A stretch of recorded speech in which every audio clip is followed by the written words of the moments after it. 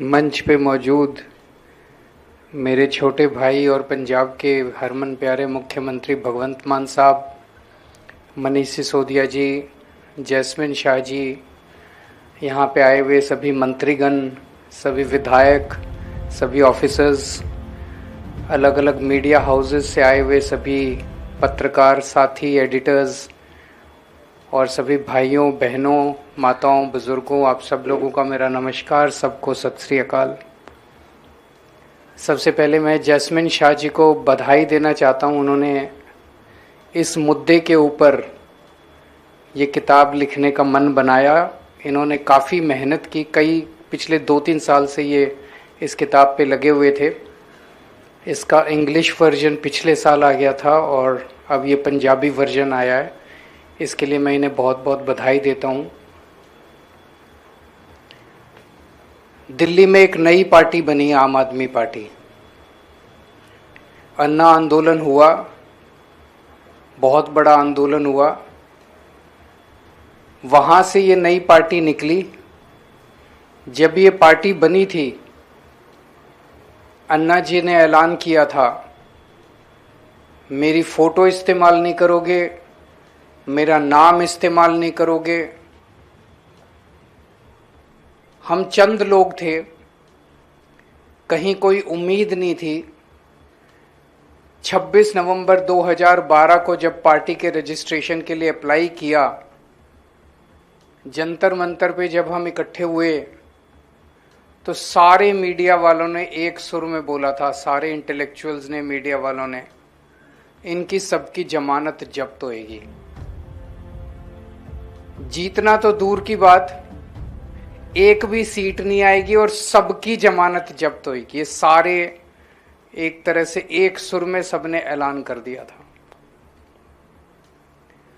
2012 में पार्टी बनी। 2013 के अंत में 8 दिसंबर 2013 को चुनाव के नतीजे आए। एक साल के बाद 28 सीट आई आम आदमी पार्टी की और एक साल बनने के एक साल के अंदर दिल्ली में आम आदमी पार्टी की सरकार बन गई। सरकार 49 दिन चली। उस 49 दिन की सरकार ने कुछ तो करिश्मा किया, जो भी करिश्मा किया। उसके तुरंत बाद 2014 में प्रधानमंत्री मोदी जी ने पूरे देश के अंदर जो भारी बहुमत अर्जित किया था, एक तरह से आंधी आई हुई थी मोदी जी की उन दिनों में। 2014 में हमने इस्तीफा दिया था, 49 दिन की सरकार के बाद इस्तीफा दिया और 2 महीने के बाद, 3 महीने के बाद मोदी जी की सरकार बनी। पूरे देश में बीजेपी की आंधी थी। नवंबर में हरियाणा के, महाराष्ट्र के जो भी चुनाव हुए, सारे चुनाव मोदी जी जीतते गए। और उसके बाद फरवरी 2015 में दोबारा चुनाव हुए। 49 दिन के बाद हमारी दोबारा, किसी को उम्मीद नहीं थी कि हमारी दोबारा सरकार आएगी। उसके अंदर 67 सीट आई थी, 67 सीट 70 में से। बीजेपी की 3, कांग्रेस की 0, आम आदमी पार्टी की 67 सीट। तो एक वो 49 दिन के अंदर कुछ तो किया था, कुछ तो ऐसा करिश्मा किया था कि दिल्ली के लोगों को बहुत पसंद आया। और आंधी के अंदर लोगों ने वो उसको भगवान राम के अश्वमेध के घोड़े से कंपेयर किया कि अश्वमेध का घोड़ा चला था लेकिन लव और कुश ने उसको रोक लिया। उसी तरह से दिल्ली में आके मोदी जी का अश्वमेध का घोड़ा रुक गया। फिर 5 साल सरकार चली और 2020 के अंदर 70 में से 62 सीट आई। तो 3 बार, पहली बार में 1 साल के अंदर सरकार बनना और दूसरी बार और तीसरी बार जबरदस्त बहुमत। तो सरकार में कुछ तो किया था, जिसको जैस्मिन शाह जी ने इस किताब के रूप में पिरोने की कोशिश की है। उन्होंने इसे केजरीवाल मॉडल कहा है। लेकिन ये समझना जरूरी है, हमने कोई जब सरकार शुरू की, जब 49 दिन की सरकार चलाई और फिर उसके बाद 2015 में जब दोबारा सरकार बनी, हमारे सामने कोई ऐसा कोई खाका नहीं था, कोई मॉडल नहीं था। कि ये अब किताब है और एक किताब के हिसाब से ये थ्योरी है और इस थ्योरी के हिसाब से हमें चलना है, कुछ नहीं था। एक जुनून था, देश के लिए कुछ करना है, एक जुनून था, समाज के लिए कुछ करना है, मौका मिला है। हमारी औकात ही क्या थी, मैं, मनीष सिसोदिया जी, हम बहुत छोटे लोग थे, बहुत ही हम्बल बैकग्राउंड से आते थे। मैं मिडिल क्लास से, मेरे को याद है मनीष सिसोदिया जी से जब मेरी मुलाकात हुई थी, सन 2000 का टाइम है, मैं इनकम टैक्स में काम किया करता था, इनकम टैक्स में जॉइंट कमिश्नर था। इनकम टैक्स की नौकरी से मैंने इस्तीफा दिया, एक छोटी सी एनजीओ बनाई मैंने परिवर्तन करके, और मैंने नेट पे डाल दिया कि खुद ही एक वेबसाइट बनाई, पैसे नहीं थे मेरे पास, खुद ही एक वेबसाइट बनाई, इंजीनियर हूं, कोडिंग आती थी, वेब पर www.parivartan.com, और वेबसाइट पे उसको लॉन्च कर दिया वेबसाइट को, और उस पर लिखा कि देश से भ्रष्टाचार दूर करने के लिए परिवर्तन से जुड़िए, और वॉलंटियर मैंने इनवाइट किया कि वॉलंटियर बनिए। इत्तेफाक देखिए उस टाइम क्या पता नहीं था कि इस मुकाम तक पहुंचेंगे। ये 1999 की बात है, मेरे को आज भी तारीख याद है, 29 दिसंबर सर 1999 को उस वेबसाइट पे पहला वॉलंटियर का रजिस्ट्रेशन करने वाले मनीष सिसोदिया थे। सबसे पहले, पता नहीं इनके पास लिंक कैसे पहुंचा, मेरे पास तो उस वेबसाइट को पॉपुलराइज करने के लिए भी पैसे नहीं थे, एडवर्टाइज करने के भी पैसे नहीं थे, तो उस पे मनीष सिसोदिया ने रजिस्टर किया कि मैं वॉलंटियर बनना चाहता हूं। मैं भी बड़ा खुश हो गया, एक आदमी तो फंसा। तो इन्होंने अपना एड्रेस वगैरह भी लिखा था, वहां शकूर बस्ती में, ये जी न्यूज में काम किया करते थे, शकरपुर में काम करते थे। तो इन्होंने एड्रेस लिखा था, तो मैं इनके घर पहुंचा, भाई पहला वॉलंटियर आया है मेरा। तो मैं इनके घर पहुंचा, इनका ऊपर छत के ऊपर एक छोटे से कमरे में एक छोटा सा कमरा था, उसी के अंदर, कमरे के अंदर ही किचन थी, और छत के दूसरे कोने में एक इनका टॉयलेट था, बस वही इनका घर था, वहां रहते थे ये। तो छत पे बैठ के उस दिन आसमान के नीचे हम दोनों ने काफी चर्चा की। फिर दिल्ली की, फिर मैंने इनकम टैक्स से बहुत लंबी छुट्टी ले ली, 2-3 साल छुट्टी के बाद फिर मैंने इस्तीफा दे दिया इनकम टैक्स से। 10 साल तक दिल्ली की झुग्गियों के अंदर हमने काम किया। हमारा बैकग्राउंड, मैं एक मिडिल क्लास परिवार से आता था, मनीष एक मिडिल क्लास परिवार से आते थे, और 10 साल का हमारा जो झुग्गियों के अंदर काम था, कई महीने में जाके फिर झुग्गियों में भी रहा, अपना घर छोड़ के मैं जाके झुग्गियों में रहा था। उसने डिसाइड किया कि जब हम दिल्ली सरकार हमने बनाई, तो हमने जो काम किए वो इन 10 साल के झुग्गियों में रहने के और हमारे बैकग्राउंड का नतीजा था।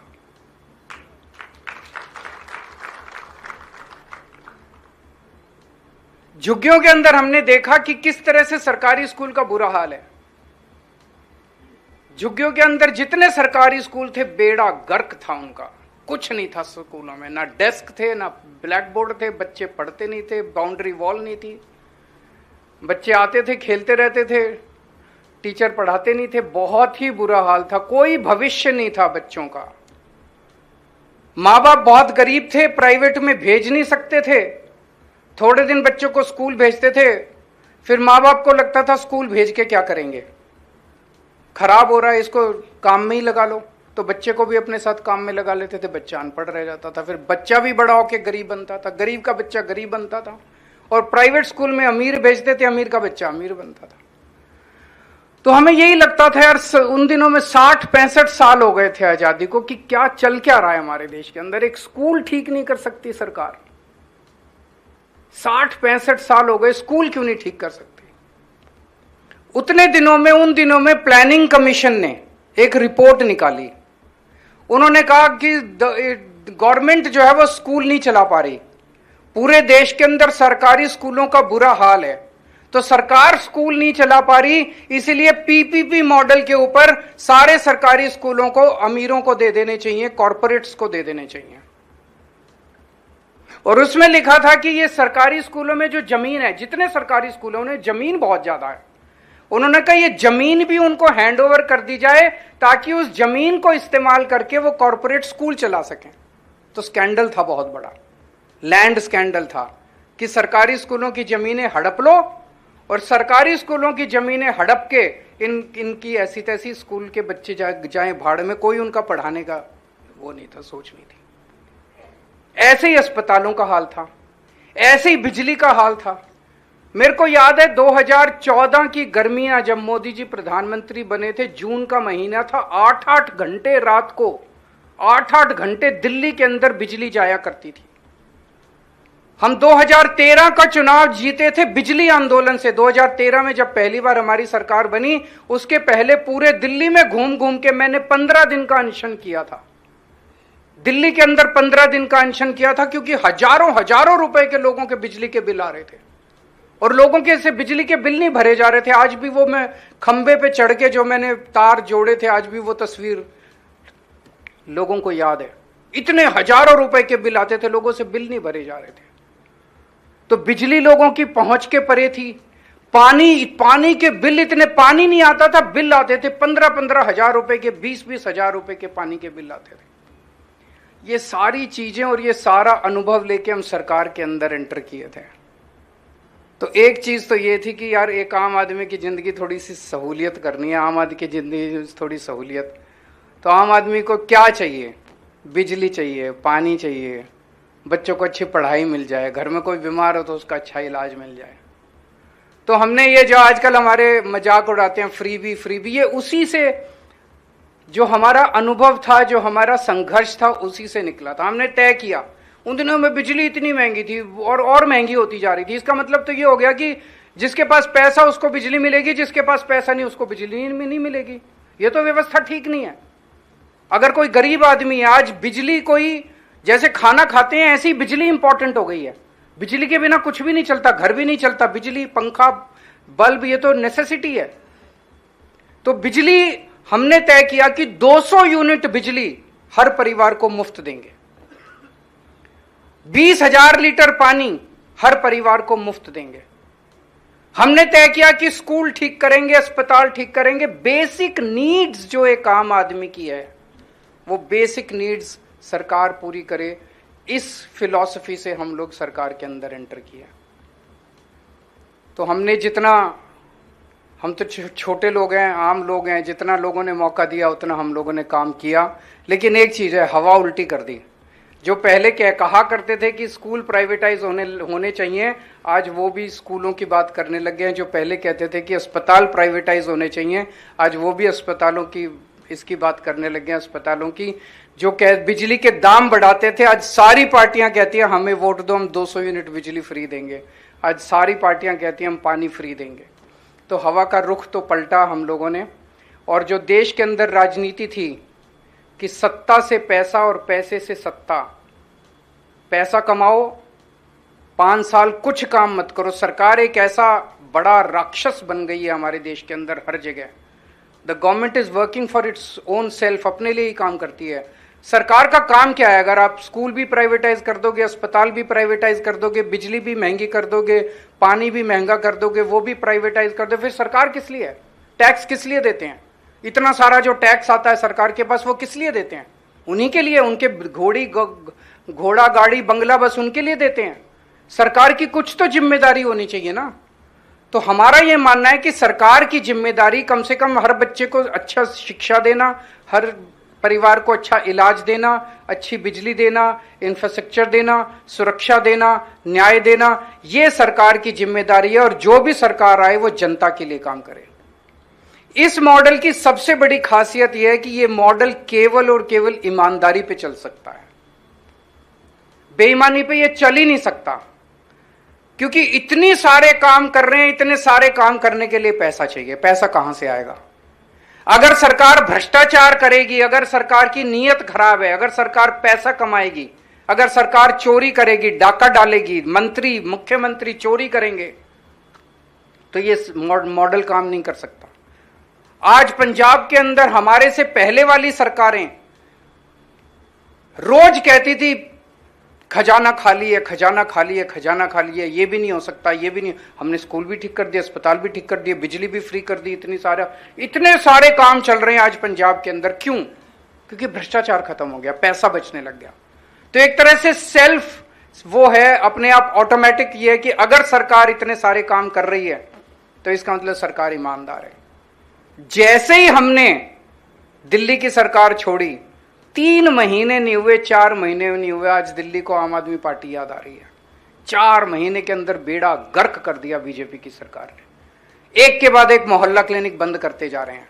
अस्पतालों में हमने दवाइयां फ्री करी थी, फ्री दवाइयां बंद कर दी, फ्री टेस्ट बंद कर दिए। सारी दिल्ली का बुरा हाल हुआ पड़ा है, सारी सड़कें टूट गई हैं, पूरी चारों तरफ गंदगी गंदगी फैल गई है। बिजली 6-6 घंटे के पावर कट लगने लग गए।